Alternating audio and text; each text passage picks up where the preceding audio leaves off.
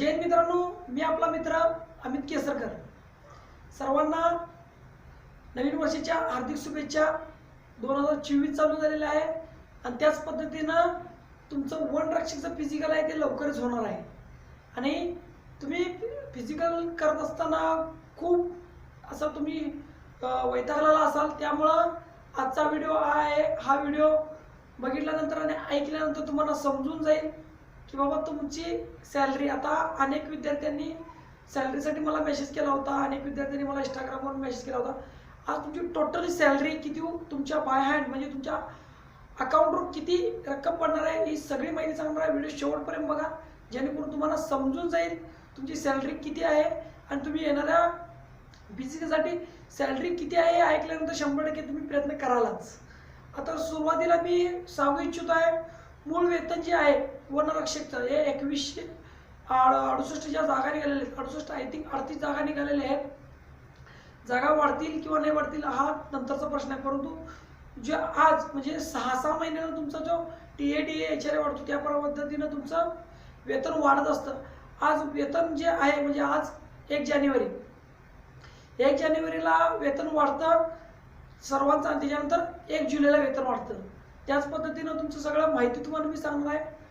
Video शेवटपर्यंत बघा आणि माझ्या चॅनलवर नवीन असाल तर सबस्क्राईब करायला विसरू नका। सुरुवातीला मूळ वेतन आहे तुमचं ते 21,700 आहे। आता मी हे बघून सांगत आहे मित्रांनो, माझ्या पाठीमागे काय असं डिजिटल नाही, डिजिटल असतं तर मी 100% तुम्हाला सांगितलं असतो, त्यामुळं समजून घ्या तुम्ही।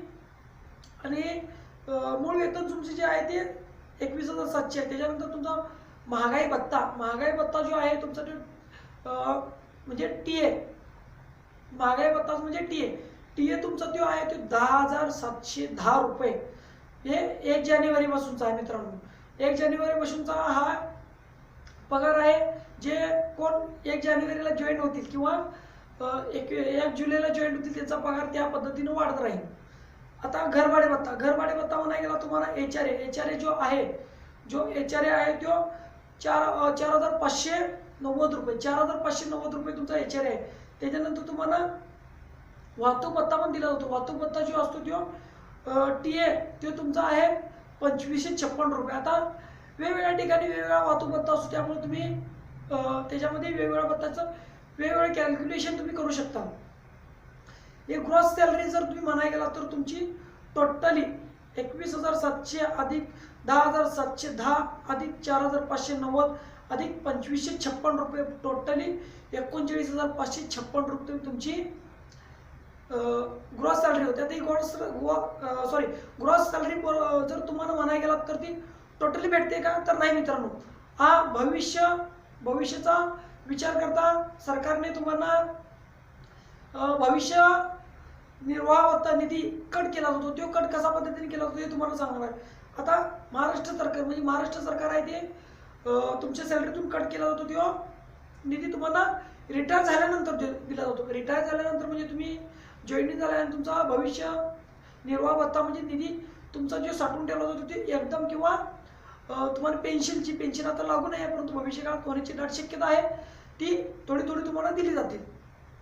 ती निधी सरकार जे भविष्य निर्वाह भत्ता जो देतो तो 14% देतो। 14% म्हणजे 4,192 रुपये ग्रॉस सॅलरीवर तुमचं ते टक्केवारी ठरली जाते आणि त्या पद्धतीने तुम्हाला ते भत्ता दिला जातो।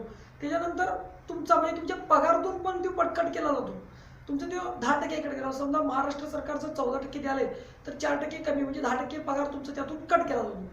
त्याच्यानंतर व्यवसाय करा सगळ्यांना, असो खाजगी असू दे, गव्हर्नमेंट असू दे किंवा आणि कोणत्याही पण क्षेत्रात असू दे, ज्याला 10,000च्या वर पगार आहे त्याला 200 रुपये कटोती आहेच। त्यामुळं तुमची जी कटोती आहे ती तुमची 7,387 रुपये आहे। जर समजा तुमचे 39,556 मधून 7,387 वजा केले तर तुमची ग्रॉस सॅलरी जी होती ती 32,169 होती। हा विषय आहे फक्त वनरक्षक। आता वनरक्षकचा भत्ता म्हणजे तुम्हाला मी सांगितलेलं आहे जी ग्रॉस सॅलरी आहे। हा व्हिडिओ बनवण्याचा मुद्दाच हा आहे, जे विद्यार्थी सोडून दिलेले आहेत फिजिकल त्या विद्यार्थ्यांना चांगल्या प्रकारे हा पगार पहिल्याच महिन्यापासून पडू शकतो. तुमच्या ट्रेनिंगलाच हा पगार तुम्हाला भेटू शकतो. फक्त त्याच्यामध्ये तुम्हाला HR नाही भेटणार. HR ज्या टायमाला तुमचं ट्रेनिंग होईल त्या टायमाला तुमच्या घरपत्ता मिळेल. तुमची ग्रॉस सॅलरी जर तुम्हाला ट्रेनिंग सेंटरमध्ये ट्रेनिंगला गेलात तर तुम्हाला 27 ते 26,000च्या दरम्यान तुम्हाला पगार भेटून जाईल. आता हे झालं वनरक्षकचा. आता भविष्य काळात तुम्हाला समजा वेगवेगळे पोस्ट तुम्हाला भेटून जाईल. म्हणजे तुमचं पोस्टिंग कसं होईल तर पोस्टिंग हे मित्रांनो तुमचं वेगवेगळ्या ठिकाणी वेगवेगळ्या जिल्ह्यात होऊ शकतं आणि त्या ठिकाणी वेगवेगळ्या जिल्ह्याचं तुमचं बेसिक पे वाढत असतो. आता गडचिरोली, चंद्रपूर या जिल्ह्यामध्ये जर तुम्ही बघायला गेलात तर त्या ठिकाणी जास्त प्रमाणात तुम्हाला पगार भेटतो. परंतु तोच पगार जर तुम्ही पश्चिम महाराष्ट्रामध्ये गेलात, पुणे साईडला असाल किंवा कोल्हापूर असेल तर ह्या साईडला पेमेंट म्हणायला गेला तर तुम्हाला 32,169 रुपये भेटू शकतो. परंतु तोच पगार जर तुम्ही विदर्भ म्हणजे तिकडं गडचिरोली, चंद्रपूर जिल्ह्यामध्ये गेला तर 100% तुम्हाला त्या ठिकाणी पगार जास्त भेटतो.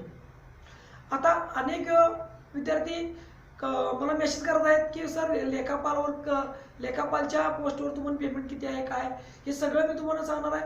हे ऐकण्यासाठी किंवा हे बघण्यासाठी जर तुम्हाला रोज माझ्या चॅनलवर व्हिडिओ येणारे जे बघायचे असतील तर ते बघण्यासाठी तुम्ही एकच करायचं आहे, माझ्या चॅनलला सबस्क्राईब करायचं आहे.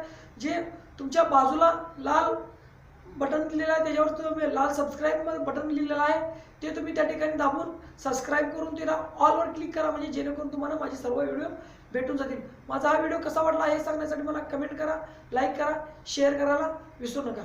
जय हिंद, जय महाराष्ट्र.